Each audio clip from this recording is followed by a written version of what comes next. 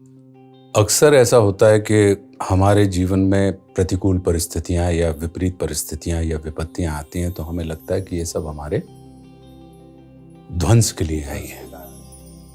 लेकिन श्रद्धेय दिनकर जी ने रश्मि रथी में इन विपत्तियों को इतने अद्भुत तरीके से वर्णन किया है कि ये विपत्तियां वस्तुतः आपकी संपत्ति भी हो सकती है यदि आपके चरित्र के अंदर दृढ़ता हो और आपके अंदर विश्वास की एक लहर हो। और बहुत अच्छा उन्होंने वर्णन किया है कि पांडवों ने जब अपना अज्ञातवास पूरा कर लिया, सारी शर्तें पूरी कर ली, तो पांडव आते हैं और न्यायोचित तरीके से वो कहते हैं कि भाई आपने ये कहा था कि अब आधा राज्य हमें हमारा वापस कर दीजिए।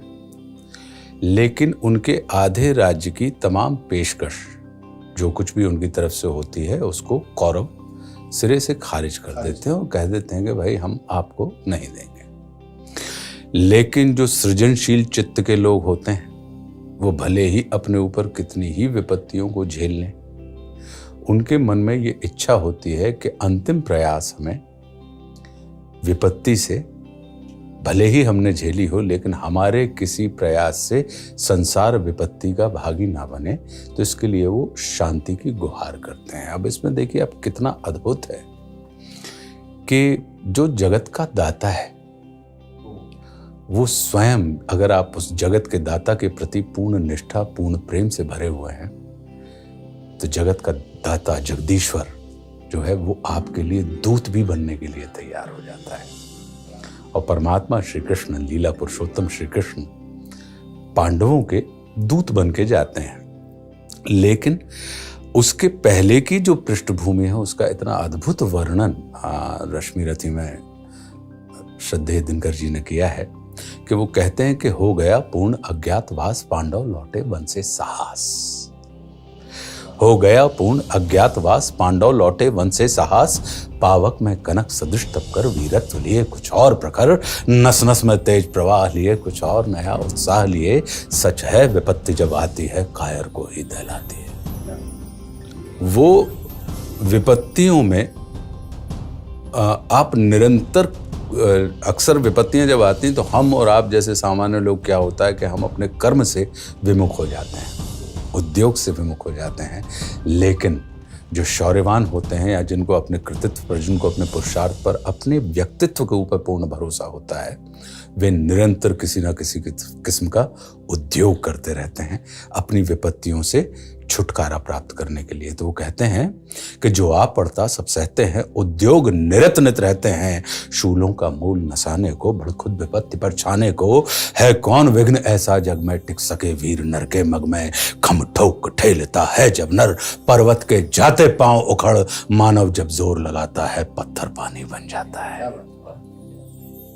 मानव जब जोर लगाता है पत्थर पानी बन जाता है। और गुण बड़े एक से एक प्रखर हैं छिपे मानवों के भीतर। मेहंदी में जैसे लाली हो, वर्तिका बीच उजियाली हो। बत्ती जो नहीं जलाता है रोशनी नहीं बह पाता है। और पीसा जाता जब इक्षुदंड, इक्षुदंड मतलब गन्ना, कि पीसा जाता जब इक्षुदंड। झरती रस की धारा अखंड। और मेहंदी जब सहती है प्रहार, बनती ललनाओं का श्रृंगार। जब फूल पिरोए जाते हैं हम उनको गले लगाते हैं। गले में जो हार होता है उनको अगर आप देखेंगे तो उनको एक दूसरे से भेद के हम एक सूत्र में उनको लेकर आते हैं। तो जब फूल पिरोए जाते हैं हम उनको गले लगाते हैं। तो कहते हैं कि वसुधा का नेता कौन हुआ, वसुधा का नेता कौन हुआ। भूखंड विजेता कौन हुआ, अतुलित यश क्रेता कौन हुआ। नवधर्म प्रणेता कौन हुआ, जिसने न कभी आराम किया, विघ्नों में रहकर नाम किया। जब विघ्न सामने आते हैं सोते से हमें जगाते हैं। मन को मरोड़ते हैं पल पल, तन को झंझोड़ते हैं पल पल। सतपथ की ओर लगाकर ही जाते हैं हमें जगा कर ही। विघ्नों की वो गुणवत्ता बता रहे हैं कि वो क्या करते हैं। सामान्य मनुष्य को तो वो तोड़ देते हैं, लेकिन जो उत्तम मनुष्य होते हैं, उत्तम प्रकृति के होते हैं उनको वो सतपथ की ओर लगा कर जाते हैं। तो तन को झंझोड़ते हैं पल पल और सतपथ की ओर लगाकर ही जाते हैं हमें जगा कर ही। कि वाटिका और वन एक नहीं।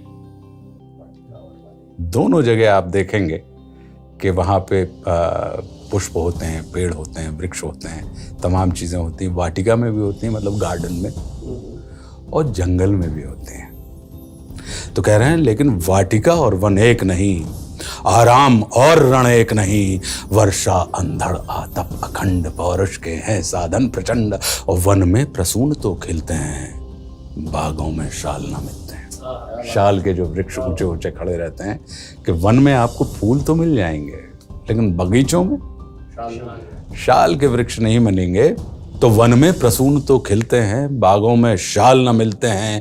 कि कंकरियां जिनकी सेज सुघर, छाया देता केवल अंबर। विपदाएं दूध पिलाती हैं, लोरी आंधियां सुनाती हैं। जो लाक्षागृह में जलते हैं वे ही शूरमा निकलते हैं। जो लाक्षागृह में जलते हैं वे ही शूरमा निकलते हैं। अब बढ़कर विपत्तियों पर छा जा, मेरे किशोर मेरे ताजा। जीवन का रस छन जाने दे, तन को पत्थर बन जाने दे। तू स्वयं तेज भयकारी है, क्या कर सकती चिंगारी है।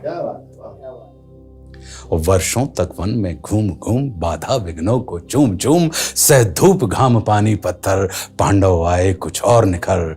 सौभाग्य न सब दिन सोता है, देखें आगे क्या होता है।